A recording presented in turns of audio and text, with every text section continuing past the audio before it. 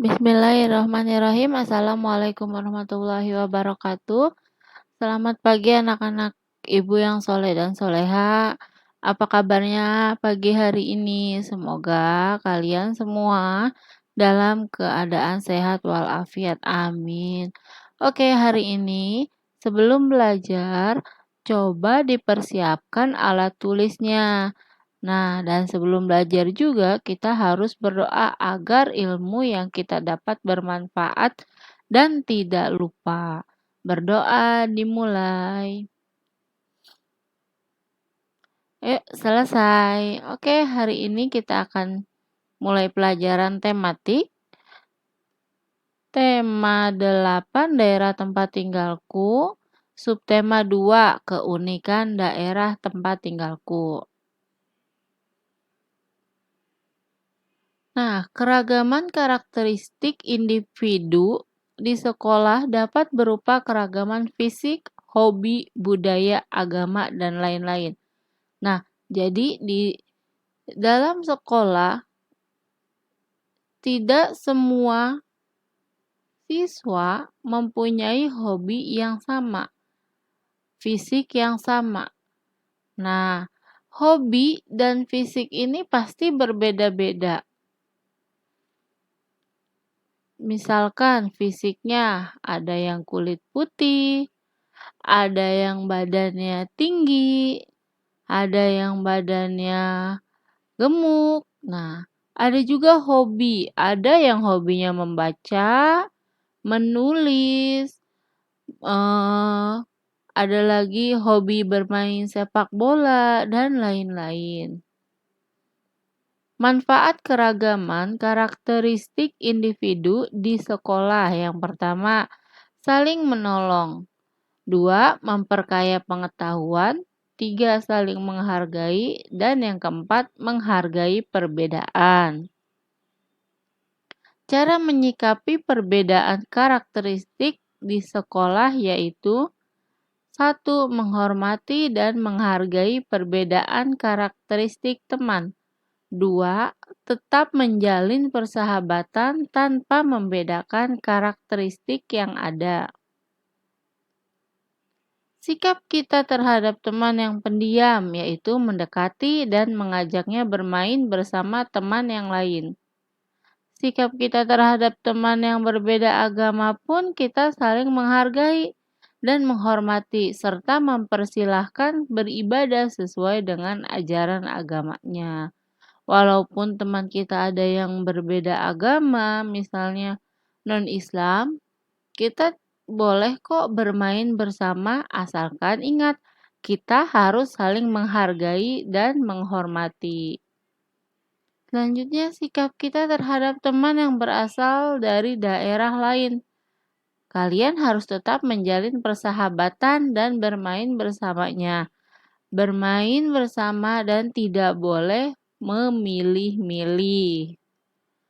Memiliki teman dari daerah lain akan memperkaya kita dengan pengetahuan tentang daerah tersebut. Dalam satu kelas ini, kita kan berbeda-beda ya. Ada yang dari Purwokerto misalnya, ada yang dari Bandung. Nah, antara Purwokerto dan Bandung pasti mempunyai beda-beda karakteristik ya. Oke. Nah, ini kita belajar dengan Siti. Siti berasal dari Yogyakarta. Daerah asalnya memiliki ragam keunikan tersendiri. Tahukah kamu apa keunikan Yogyakarta? Nah, mari kita pelajari. Yang pertama ada Tugu Yogyakarta. Tugu Yogyakarta ini merupakan salah satu ikon wisata dari kota Yogyakarta. Tetapi dalam sejarahnya, Tugu Yogyakarta ini mempunyai nilai magis karena kepercayaan masyarakat yang ada di dalam pemerintahan keraton itu sendiri. Nah, ini ada tempat wisatanya, Candi Prambanan. Ada upacara adat Grebeg Mulut. Nah, ini upacara adat yang ada di Yogyakarta dan transportasi andong yang berada di Yogyakarta. Nah, selanjutnya ada cerita tentang Roro Jonggrang. Nah, ini dia. Roro Jonggrang adalah seorang putri dari kerajaan Prambanan. Nah, ini Roro Jonggrang nanti kalian bisa lihat di buku tematik tema 8 subtema 2 ya. Nah, Roro Jonggrang ini termasuk cerita fiksi.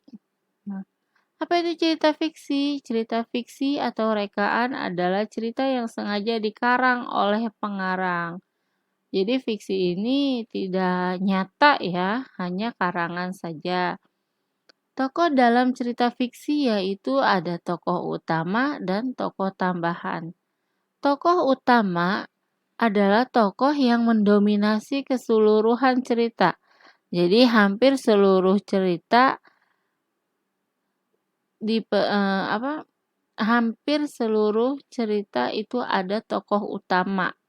Nah, sedangkan tokoh tambahan adalah tokoh yang hanya memiliki peran yang kurang penting.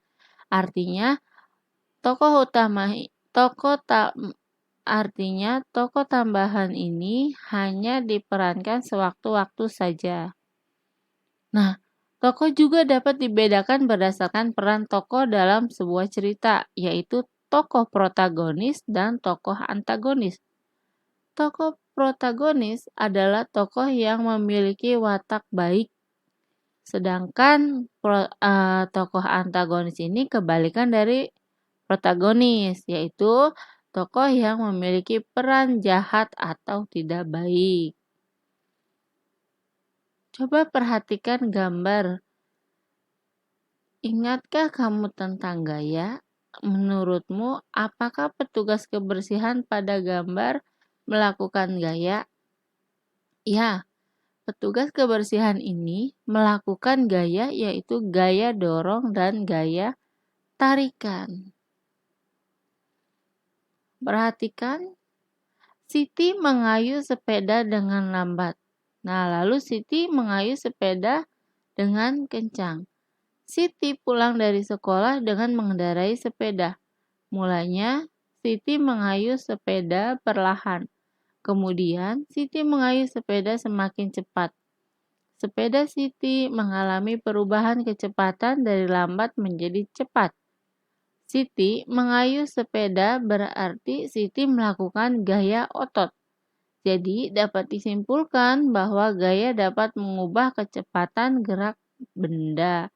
Nah, awalnya kan Siti mengayuh sepeda dengan lambat. Nanti lama-kelamaan Siti mengayuh sepeda dengan kencang. Beberapa macam pengaruh gaya terhadap gerak benda yaitu gaya dapat mempengaruhi benda diam menjadi bergerak. Yang kedua, gaya dapat mempengaruhi benda gerak menjadi diam. Yang ketiga, gaya dapat mempengaruhi benda bergerak lebih cepat atau lebih lambat. Yang terakhir, gaya dapat mempengaruhi arah gerak suatu benda. Nah, perhatikan gambar berikut. Gambar-gambar ini merupakan salah satu kegiatan ekonomi. Lebih tepatnya adalah kegiatan memproduksi buku. Sebuah pabrik memproduksi buku, setelah buku selesai dicetak, lalu didistribusikan ke toko-toko buku. Ya, di sini ada produksi buku, distribusi buku, konsumsi buku. Nah, apa sih yang dimaksud dengan kegiatan ekonomi? Nah, kegiatan ekonomi adalah kegiatan yang dilakukan oleh manusia untuk mendapatkan penghasilan, baik itu barang atau jasa tertentu dengan mencapai kesejahteraan dalam hidupnya. Nah, pada gambar tadi terdapat 3 pelaku kegiatan ekonomi yaitu produsen, distributor, dan konsumen. Yang pertama ada produksi.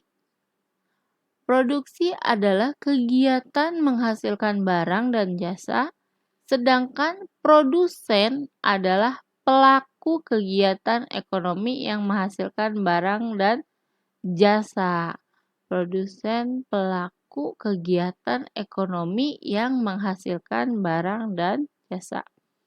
Yang kedua, distribusi adalah kegiatan menyalurkan barang dan jasa. Barang dan jasa tersebut didistribusikan dari produsen kepada konsumen. Nah, distributor adalah pelaku kegiatan ekonomi yang menyalurkan barang atau jasa dari produsen ke konsumen. Yang ketiga, konsumsi. Konsumsi adalah kegiatan memakai barang-barang hasil produksi orang. Produksi orang yang melakukan kegiatan ini disebut konsumen. Sekian penjelasan dari Ibu. Syukran, jazakillahu khairan kasiran. Wassalamualaikum warahmatullahi wabarakatuh.